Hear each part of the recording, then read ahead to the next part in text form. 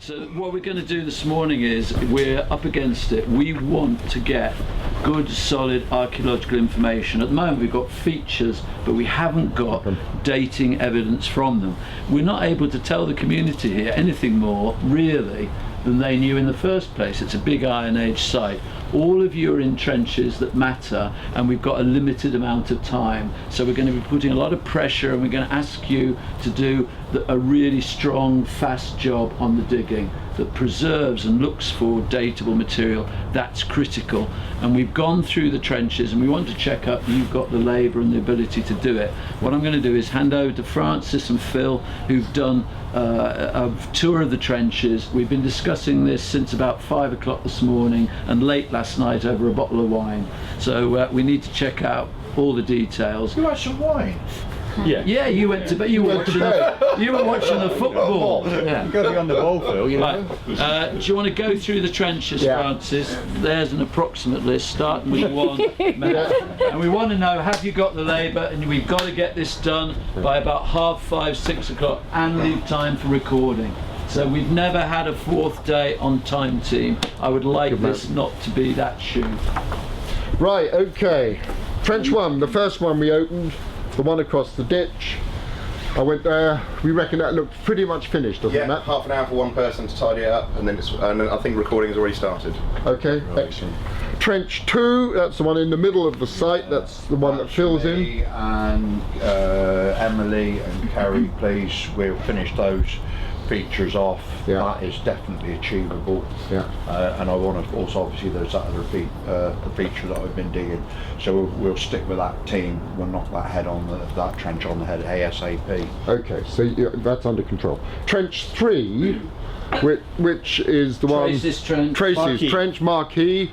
No, Phil and I have been over there, Trace. We reckon you've got a Roman ditch up one side, you've got the Iron Age roundhouse strangeness coming in, and then there's a pit. Other features. Well, I wouldn't have said that Francis, numerous. speed it up. We've got 5 minutes to finish this meeting and get out there. Okay. How many people have you got? I've got Naomi, I've got Becky, and there's me. That's enough. That's enough. We should should get it done today. Yes. Okay. We'll hit it. Good for you. Next one is the enclosure ditch, which has got the 2 butt ends. Little Ian. What we think we ought to do is go for the big butt end, because the other one's too constricted to dig much of without extending back. So that means if you get into there and start whacking down, and we've got to clean it. Then No, you can start whacking it down. The other person in your trench can clean it.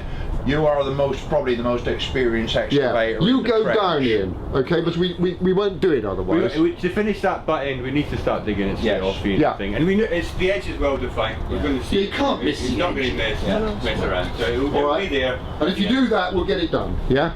Then the final trench is not marked on here, but it's across. No, you haven't got to the final one yet. You're doing. Oh, sorry. Yeah, it's open. Rackshaw's Rackshaw's trench. Start again. Sorry. Next one is Rackshaw's trench. It's across the enclosure and across the outer ditch there. The outer ditch hasn't yet been investigated. It's Roman. It'll probably be cut in Tracy's trench, but it hasn't been dated in that particular length, so I think that's the one we go for. The other ditch is being looked at by Ian. Okay? Oh, okay. Can you get that done in a day? Yes. Right. And then finally, we're going to open a trench here over this particular spike, which John has characterised as a sort of spike you get over a kiln stroke furnace. Okay, because it's going to... John, talk about it now if you disagree. Stop frowning. Do you agree or not? No, I'm just debating about which one we're talking sorry, about. which one? I think John, it's the Tim one you... were going for this one. Yeah, it's this one here. That one? Yes, yeah. Yeah, okay. Okay, so that's Just make sure we get the right one. Yeah, we'll let you make sure of that. Yeah. So you've got to put that on the ground. It looks very much like a small oven, small kiln, but there's no way of knowing the date. Right. It's in amongst a whole series of pit-like anomalies and close to roundhouses, so the hope is that it might be broadly Iron Age. Right, well the plan is, immediately, we'll get Big Ian with the digger to do the trench that's marked on there, roughly 5 metres long, strip it back, and then Kerry, for reasons of experience and speed and strength is going to clean it, If not, and then we will reassess. We will assess what we got. The chances are pretty good that we'll get some idea of dating just by looking at the surface of it. There's very often there's been Roman pot and whatever knocking around. So Is that achievable? is that achievable, Kerry? I haven't looked at it yet, but yes, let's go for yes at the moment. Good man. That's what we like to hear. Right. We've done the first part of our job, which has been done by geophysics. So we've planned this site. Now the community asked us here to tell them about what's happening on the top of this hill. We know where things are, but we don't know what date any of it is. So that's the main part of our story.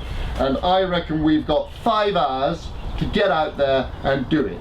Okay, so let's get cracking. Right.